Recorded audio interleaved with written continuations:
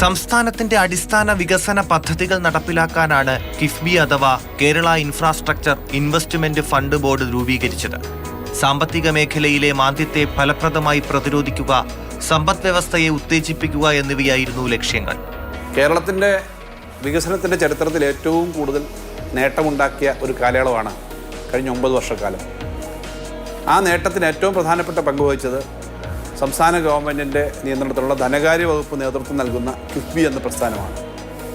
കിഫ്ബി സംസ്ഥാന ബഡ്ജറ്റിന് പുറത്തുനിന്നും വരുമാനം കണ്ടെത്തി ആദ്യഘട്ടത്തിൽ സംസ്ഥാന ബഡ്ജറ്റിൽ നിന്ന് കൊടുക്കുന്ന പണവും അതോടൊപ്പം തന്നെ കടം വഴി എടുക്കുന്ന പണവും ഉപയോഗിച്ചുകൊണ്ട് വലിയ നിർമ്മാണ പ്രവർത്തനങ്ങൾ നടത്തുകയും അതിൻ്റെ തിരിച്ചടയ്ക്കാനുള്ളത് ദീർഘകാല വർഷങ്ങൾ കൂടി തിരിച്ച് അടയ്ക്കാൻ പറ്റുന്ന പദ്ധതി എന്ന നിലയിലാണ് കണ്ടത്. അതുകൊണ്ട് സംസ്ഥാന ബഡ്ജറ്റിനകത്ത് കാണുന്നതിനേക്കാളും അധികം ധാരാളം പ്രവർത്തനങ്ങൾ നടത്തുക എന്നുള്ള കാഴ്ചപ്പാടായിരുന്നു.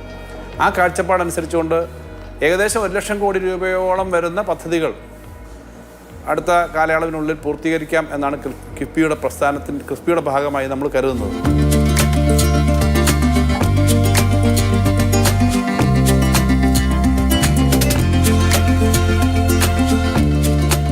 കിഫ്ബിയുടെ പ്രവർത്തനങ്ങൾ കേരളത്തിന്റെ വികസന പദ്ധതികൾക്ക് കുതിപ്പേകി.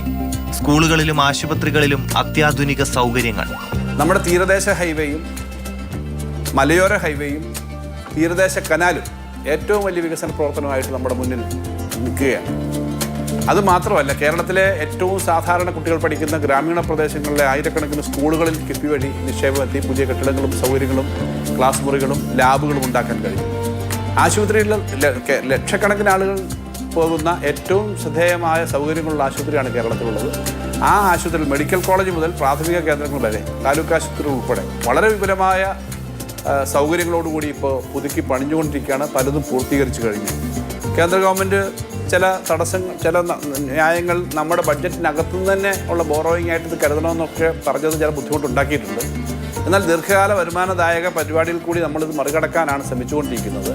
എന്തായാലും കിഫ്ബിയുടെ ഉദ്ദേശ ലക്ഷ്യങ്ങളിൽ നിന്ന് പുറകോട്ട് പോകാനോ നിർമ്മാണ പ്രവർത്തനങ്ങൾ നിർത്തിവെക്കാനോ വികസന കാര്യങ്ങൾക്ക് തടസ്സമുണ്ടാക്കാനോ ചിന്തിക്കാതെ മുന്നോട്ട് പോകുന്നതുകൊണ്ട് തന്നെ കേരളത്തിൻ്റെ അങ്ങ് തെക്കേ അറ്റം മുതൽ വടക്കേ അറ്റം വരെ നീളുന്ന ദേശീയപാത തന്നെ ഇന്നിപ്പോൾ പൂർത്തീകരിച്ചുകൊണ്ടിരിക്കുകയാണ്. അതിൻ്റെ അടിസ്ഥാന കാരണം കിഫ്ബി വഴിയുള്ള നിക്ഷേപമാണ്. ഏകദേശം 6000 കോടിയോളം രൂപയാണ് ആ NH പൂർത്തീകരിക്കാൻ വേണ്ടി നിക്ഷേപിക്കുന്നത്. കേരളം മാത്രമാണ് നാഷണൽ ഹൈവേയുടെ നിർമ്മാണത്തിന് ഭൂമി എടുക്കുന്നതിൻ്റെ 4-1 പണം കൊടുക്കേണ്ടി വരുന്നത്. അത് തടസ്സമാകരുതെന്നുള്ളതുകൊണ്ട് കിഫ്ബി വഴി നമ്മളത് നൽകി.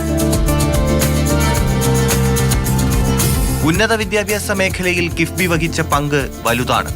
കേരളത്തിലെ യൂണിവേഴ്സിറ്റികളുടെ കെട്ടിടങ്ങൾ, യൂണിവേഴ്സിറ്റികളുടെ ഹോസ്റ്റലുകൾ, പുതിയ സയൻസ് ലാബുകൾ, സയൻസ് പാർക്ക് പോലെ, ഗ്രഫീൻ ടെക്നോളജിയുമായി ബന്ധപ്പെട്ടുള്ള റിസർച്ച് സെൻറ്റർ പോലെ, ജീനോം സെൻറ്റർ പോലെ, ഡാറ്റ സയൻസുമായി ബന്ധപ്പെട്ടുള്ള സ്ഥാപനങ്ങൾ ഉൾപ്പെടെ ധാരാളം കാര്യങ്ങൾ നിർമ്മിക്കുന്നതിന് ആധുനിക ശാസ്ത്ര സാങ്കേതിക മേഖലയിൽ കിഫ്ബി വഴി നമുക്ക് കഴിഞ്ഞിട്ടുണ്ട്. വലിയ നിക്ഷേപം വരുന്ന പദ്ധതികൾ ചെയ്യാൻ പറ്റുമോ എന്ന ആശങ്ക സംസ്ഥാനത്തിനുണ്ടായിരുന്നു.